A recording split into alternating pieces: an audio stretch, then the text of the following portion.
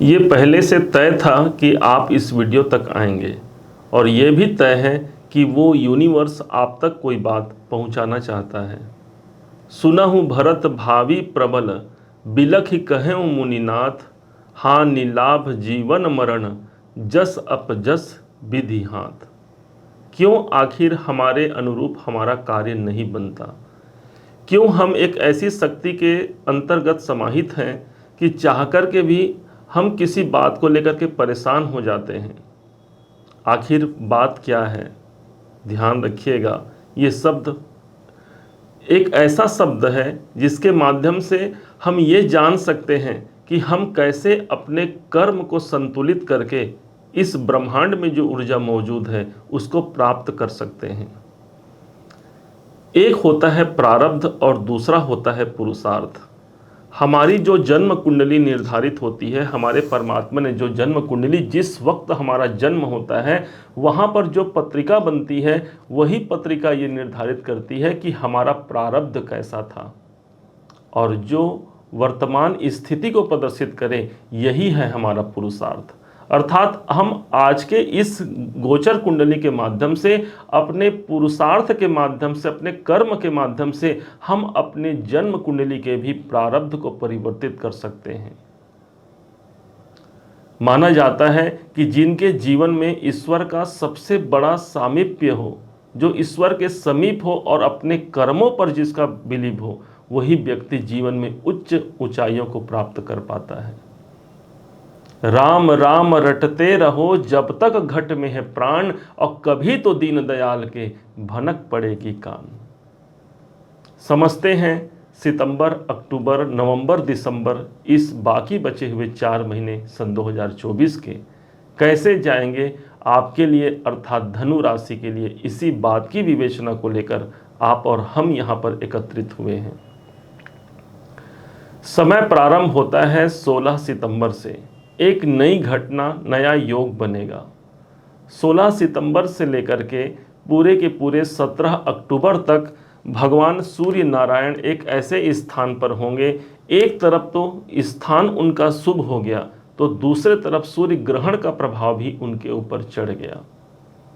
अर्थात जो ये समय होगा, इसी टाइम पर सूर्य जो इस वक्त अभी आपके भाग्य भाव पर चल रहे हैं, यही भाग्य भाव से निकल करके ठीक आपके कर्म के भाव पर आ जाएंगे, आपके कैरियर के भाव पर आ जाएंगे।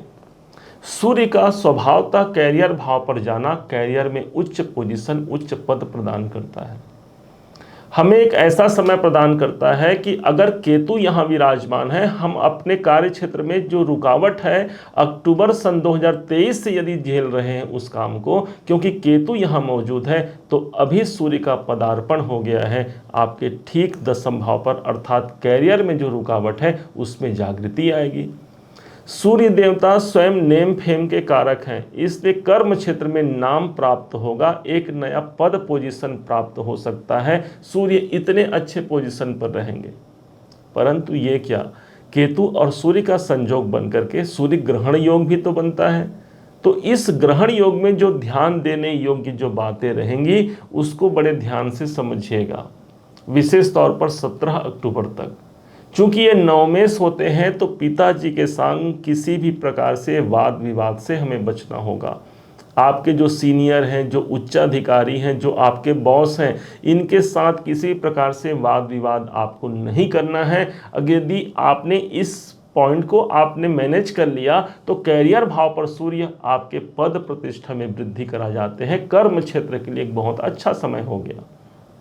हालांकि इसी समय पर चूंकि ये 9वें भाव के स्वामी हैं, आप कोई अपने कर्म क्षेत्र को लेकर के, अपने काम धंधे को लेकर के कोई एक दूर की यात्रा भी आप कर पाते हैं।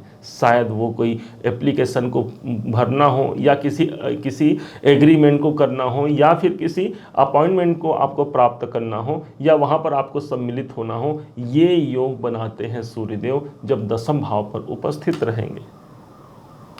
अब हम यहाँ पर लेते हैं बड़े ट्रांजिट में चलने वाले ग्रहों को। दूसरा एक सबसे महत्वपूर्ण होगा कि 17 अक्टूबर तक सूर्य तो यहाँ पर सूर्य ग्रहण योग में आ गए, लेकिन ठीक इसी समय पर देवगुरु बृहस्पति, जो कि भाग्य के कारक माने गए हैं और धनु राशि के अपने राशि के स्वामी होते हैं, यही देवगुरु बृहस्पति 9 अक्टूबर से लेकर के 4 फरवरी तक हो जाएंगे वक्री अवस्था में।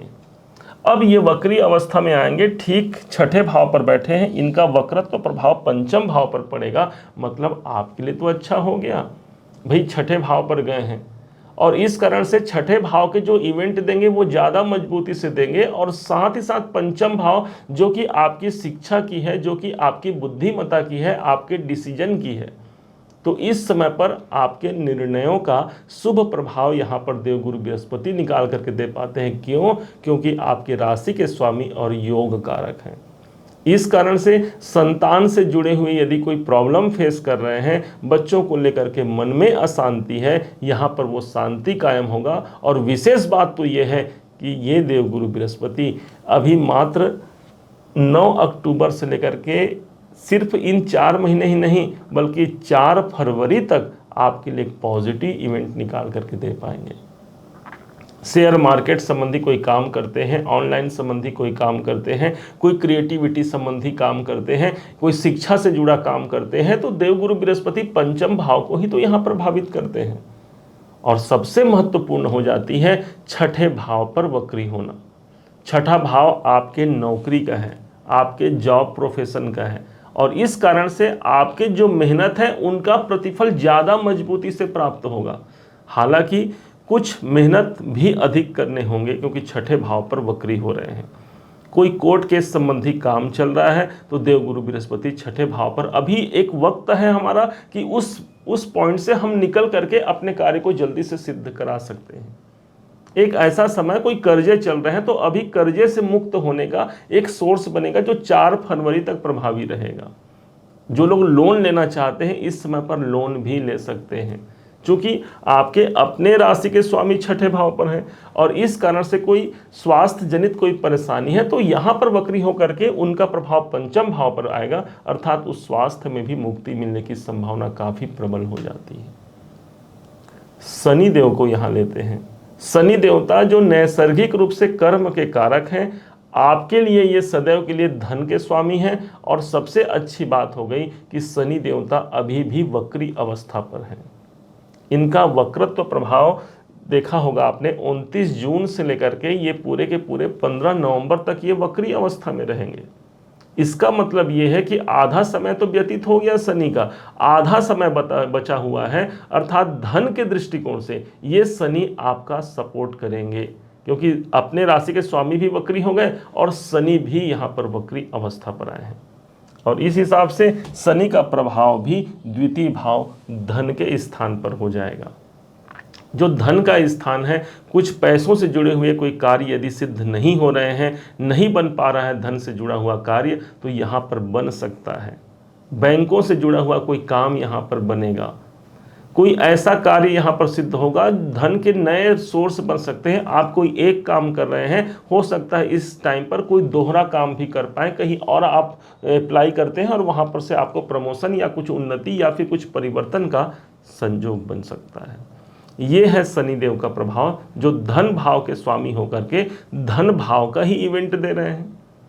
और चूंकि ये कुटुंब का भाव है, अर्थात कुटुंब में भी कोई परेशानियों का सामना यदि हम कर रहे हैं, तो अभी 15 नवंबर तक कौटुंबिक जीवन भी एक सुखद जीवन से युक्त हो सकता है, क्योंकि शनि का प्रभाव ठीक दूसरे भाव पर है। राहु और केतु, अधूरा है राहु और केतु के बगैर हमारा ये प्रेडिक्शन कि ये 4 महीना कैसे जाएगा। राहु को देखें तो राहु इस समय पर 12 नंबर की राशि पर और 6 नंबर की राशि पर केतु चल रहे हैं।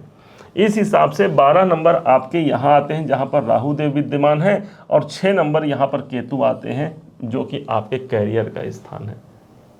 अब राहु के पास वो तड़प होती है, वो भूख होती है कि मुझे चाहिए ही चाहिए, क्योंकि इनके पास कोई बाउंड्री वॉल नहीं है। इसी प्रकार से आपके अंदर भी इस समय पर सबसे ज़्यादा जो भूख रहेगी, जो तड़प रहेगी अपने जीवन को उन्नत, अपने कैरियर को उन्नत बनाने की।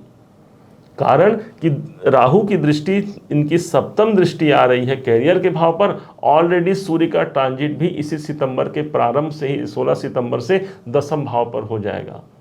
इसलिए कोई स्थान परिवर्तन करना चाहते हैं तो यहाँ पर स्थान परिवर्तन का संयोग बन सकता है। और ये सिर्फ इन 4 महीने ही नहीं बल्कि इनका इस राहु का प्रभाव रहेगा लगभग मई 2025 तक। अर्थात ये समय है कोई स्थान परिवर्तन हो सकता है, आप अपने घर कुटुंब स्थान को छोड़ कर कहीं अन्यत्र भी प्रवेश कर सकते हैं, विदेशों से जुड़ा कोई कार्य बन सकता है। 7, 8, 9 राहु के पास जो दृष्टि है उनकी नवम दृष्टि जो पड़ रही है वो सीधे जा रही है 12वें घर पर। कोई इन्वेस्टमेंट करना चाहते हैं प्रॉपर्टी को लेकर के अभी समय अनुकूल रहेगा। कोई 12वां घर दिखा रहा है, इस कारण से कोई ऐसा इन्वेस्टमेंट हो सकता है, ऐसा निवेश हो सकता है जिसके लिए हम प्रयासरत हैं। धन तो हम बहुत कमा रहे हैं और उस धन को यदि हमको सार्थक बनाना है, उस धन को यदि बढ़ोतरी करना है तो ये 12वें घर से आपको जुड़ना होगा जो है दान का, और या फिर यही स्थान है निवेश का। तो अपने धन का कुछ हिस्सा यदि कोई व्यक्ति दान करता है, डोनेट करता है तो उसके धन की वृद्धि होती है, ऐसा शास्त्रों में आपने कई बार सुना है। और यही प्रभाव अभी राहु के द्वारा है, इनकी नवम दृष्टि के द्वारा। अन्यथा आप कोई निवेश इत्यादि करने के लिए भी समय यदि तलाश कर रहे हैं तो ये 4 महीना काफ़ी महत्वपूर्ण होगा, और बल्कि हम कहेंगे मई तक का ये संयोग काफ़ी महत्वपूर्ण रहेगा। ओवरऑल हमने सभी बड़े ग्रहों को यहाँ पर कंप्लीट किया है। देखा जाए तो आगामी जो 4 महीना है, यदि इस पूरे साल में 8 महीने में जो प्राप्त नहीं हुए वो इन 4 महीने में निकल करके सामने आ सकता है। अपने ईश्वर का साथ कभी मत छोड़िएगा। यदि आप एक घड़ी भी उनके लिए जो समय आप निकाल करके लगा रहे हैं भगवान के लिए, वो एक क्षण भी विफल नहीं होगा। वो बहुत हिसाब रखते हैं और हमारे सभी कर्मों का प्रतिफल सूद समेत हमें वापस करते हैं। और यही तो माध्यम है शनिदेव और बाकी जो बचे हुए जो 8 ग्रह हैं इन सब के माध्यम से। और इसी कारण से कभी सुख और कभी दुख प्राप्त होता है। यदि प्रभु की कृपा बन गई, उनके आशीर्वाद यदि बन गया तो अपने आप हमारे कार्य सुचारू रूप से आगे बढ़ते हैं। और जो कुयोग मान लीजिए जन्म पत्रिका में भी है तो वो भी शुभ फल देने के लिए बाध्य हो जाते हैं। उम्मीद है आप सबने इसे समझा है, आप सबने इसे जाना है। यदि आपने इसे समझा है, जाना है, मेरे समझाने का प्रयास यदि आपको सार्थक लगा हो, मेरे समझाने का तरीका यदि आपको सार्थक लगा हो, तो हर बार की भांति इस बार भी अपना प्यार भरा लाइक और कमेंट करना कभी मत भूलिएगा। बहुत मोटिवेशन मिलता है हमें कि हमने अच्छा काम किया है और धनु राशि ने हमें सराहा है, हमें प्रोत्साहित किया है। इस वीडियो को दूसरों तक शेयर जरूर कीजिएगा। माना जाता है यदि ज्ञान की बातों को दूसरों तक प्रेषित किया जाए तो हमारा गुरु तत्व मजबूत होता है और यही गुरु भाग्य का पर्याय है, अर्थात भाग्य उन्नति के अवसर प्राप्त होते हैं। अभी तक यदि आपने चैनल को सब्सक्राइब नहीं किया है, सब्सक्राइब जरूर कीजिएगा। पुनः एक बार फिर आप सभी का दिवस बहुत मंगलमय हो, इन्हीं शुभकामनाओं के साथ। जय श्री राम।